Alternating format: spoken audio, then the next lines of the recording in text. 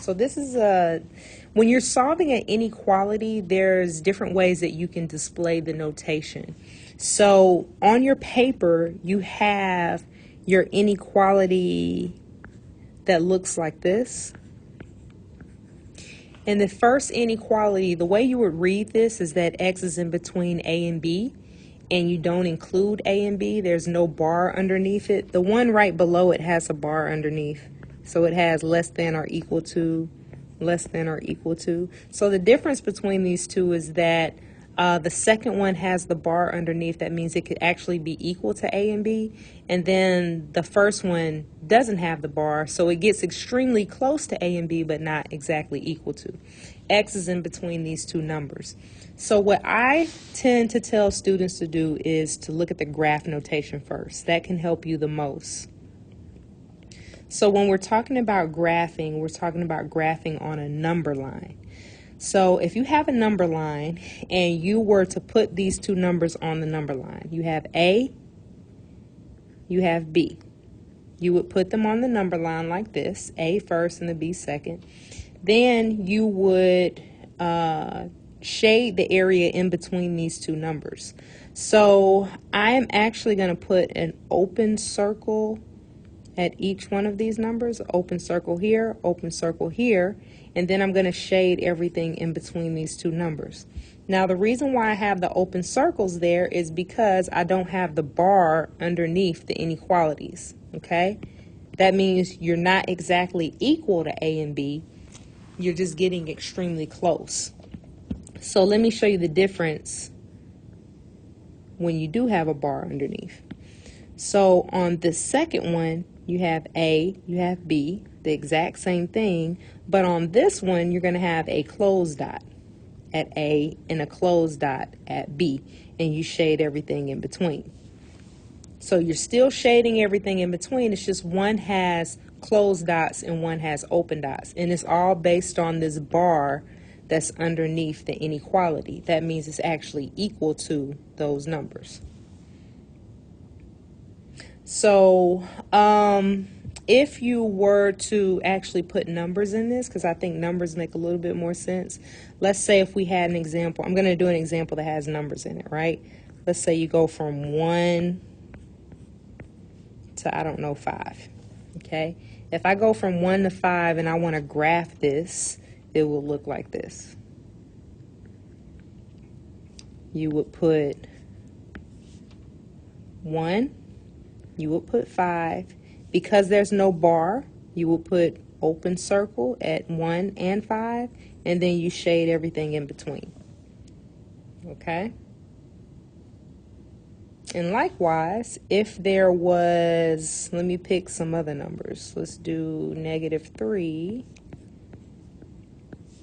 to, I don't know, 4. Okay? Let me plot this. I have two numbers. I'm going to put those two numbers on my number line, -3, 4. And because there's a bar underneath this time, I'm going to put a closed dot, and I shade everything underneath. So that's how you would do the graphing notation. I just wanted to do it with some numbers so you have an idea how that works. So let's go back. So you have graphing notation for that first one. The graphing notation can help you with the interval notation. So with your interval notation, you would have parentheses, A to B, parenthesis. So you have a parenthesis on each side. Why do you do parenthesis? Because it's an open circle. You get extremely close to A, but you don't touch A. You get extremely close to B, but you don't touch B. So you put a parenthesis there to represent getting extremely close but not touching. But if you had a closed dot, let's say you had a closed dot, these parentheses would turn into brackets.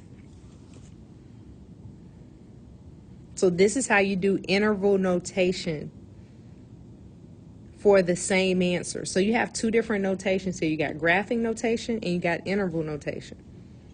And we started with inequality. So let's do this with numbers, right? Let's say if I went through, I solved my inequality, I got the answer 1 to 5, right? Your answer 1 to 5 in interval notation would look like this. This is what it would look like in interval notation. And not include 1 and 5, but get extremely close to it, right? This looks kind of like the graph too. What's the first thing you see on the graph? The first thing you see is 1, then it goes over to 5. It closes at 5.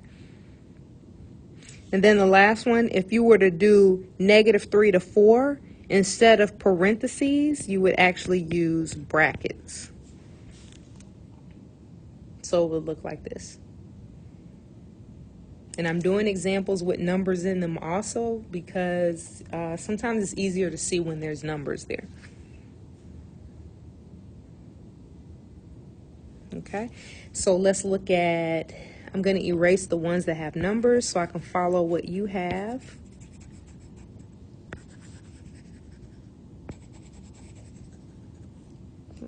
Erase, erase, erase. Okay, so now let's do different variations of this. So the next one that you have on your paper, it goes less than or equal to, and then this is just a strict inequality. It doesn't have an equal to. So what do you think?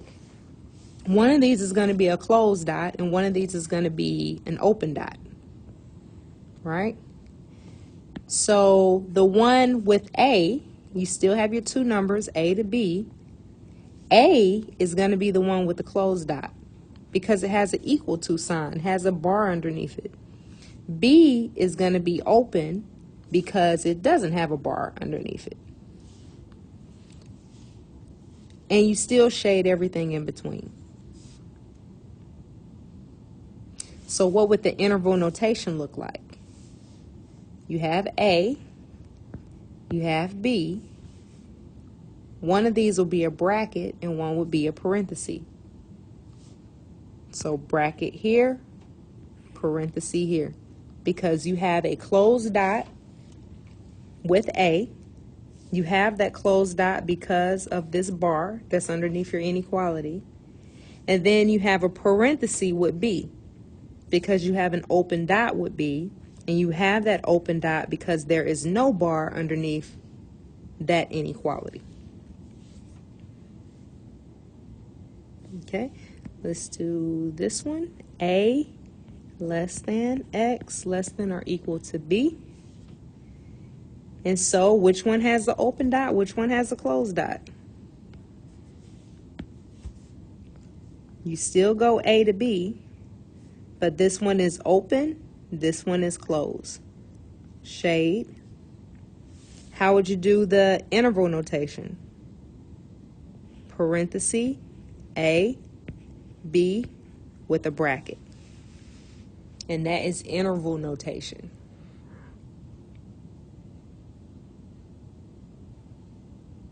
All right, so let's move on to, I'm skipping set on purpose. I'm coming back to set in a minute, but let's go to the next one.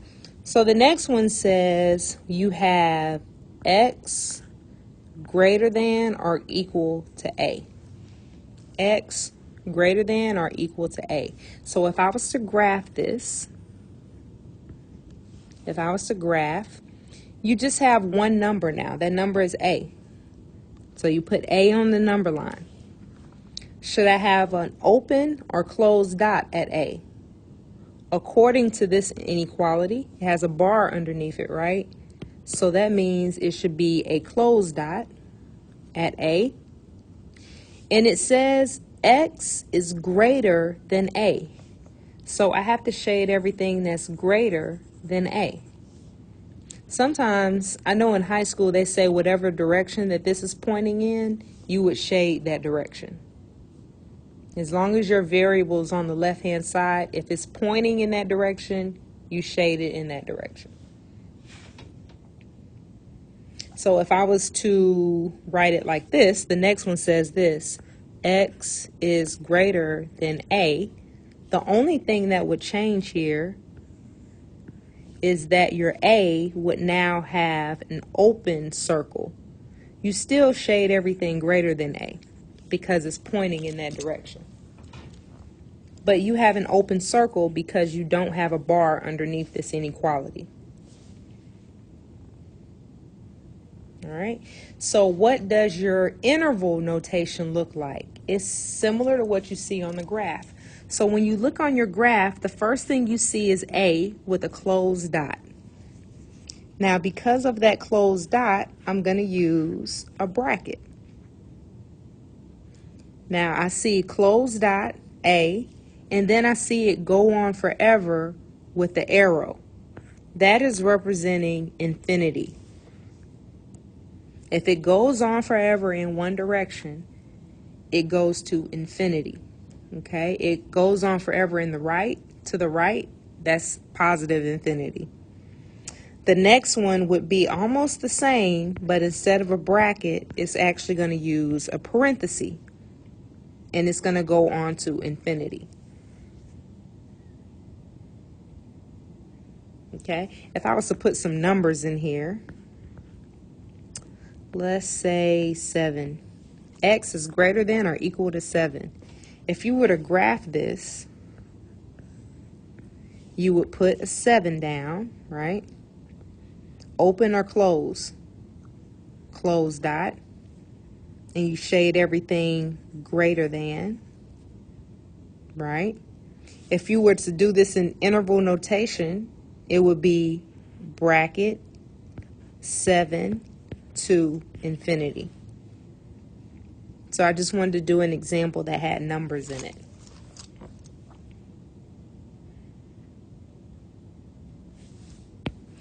So let me erase this. And let's move on to the next type. We have one more type, or two more. So the next one on your list looks like this. X is less than or equal to A. So now this is going to be shaded in the other direction. So you still have A. This says less than or equal to, so you put a closed dot. And it's pointing to the left, so you're going to shade everything lower than A.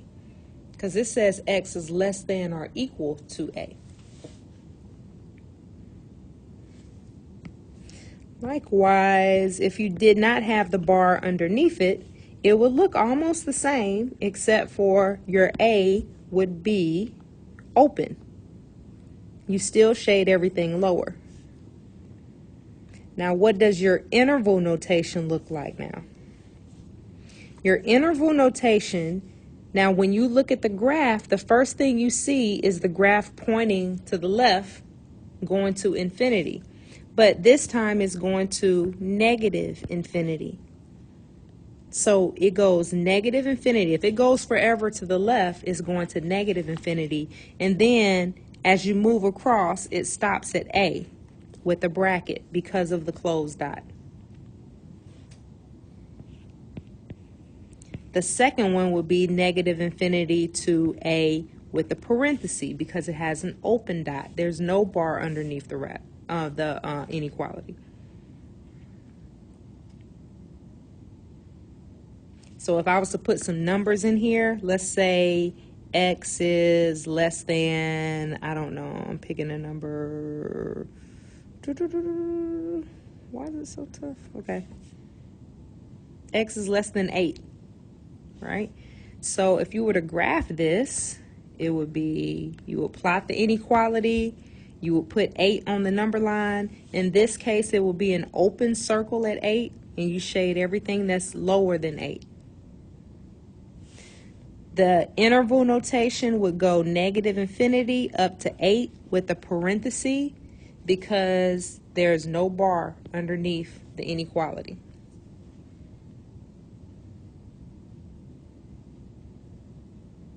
Okay, so the very last example that you see on there is, it says all real numbers. So all real numbers, if something says all real numbers, which this one does, it says all real numbers, then that's just shading everything on the number line. You don't have to plot any numbers, it's shading everything from negative infinity to positive infinity. And that's how you would do the interval notation too. from negative infinity to positive infinity. That's going to be a popular answer too. If there's no restrictions, if there's no number, it's going to be negative infinity to positive infinity. So set notation, I skipped that. So set notation, the reason why I skip it is because it's just like inequality notation. It's actually the exact same thing. It just does something different. So set notation it looks kind of like this. It puts these curly brackets here and it says X such that, and then you put anything that's in the inequality column. So A, B, and then close curly brackets. So the way you read this is it says X such that X is in between A and B. It's a weird, I hate set notation, but this is what it looks like. So it's just basically repeating the inequality notation. So curly brackets, X such that X is in between A and B, including A and B. Set builder notation is literally just repeating the inequality notation. So if you move over, you can complete the rest of those, but if you move over to the next page, set builder notation here would be X such that X is greater than or equal to A. You're literally just repeating the inequality. So you won't need to write set notation, but I just want you to be able to recognize it. So like if you see it in the answer key or something like that, I didn't want you to be thrown off when you see that. So just to repeat it, it's like a curly bracket, X such that,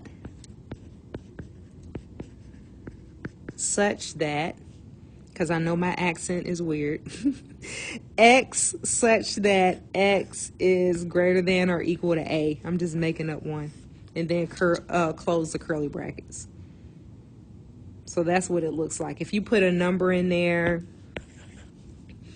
I could say X such that X is greater than or equal to 3. Close the curly brackets. So not necessarily 100% like you need to memorize a set notation. Just know that it's inequality notation. So now you're getting ready to look at the homework. When you look at the homework, not the homework, but the practice problems. So there's a list of practice problems. So the practice problems look like this. They're on the next page. I want you to try these practice problems and have them completed for class. So they're basically saying write the following. If you look here in the directions, it says write the following in interval notation. So graphing can help. So if you look at this first example here, if you were to graph this on a number line, and let me do this in black. If you were to graph this on a number line, you have 9, right? It would be an open circle at 9, and it says X is greater than 9. It's pointing in this direction.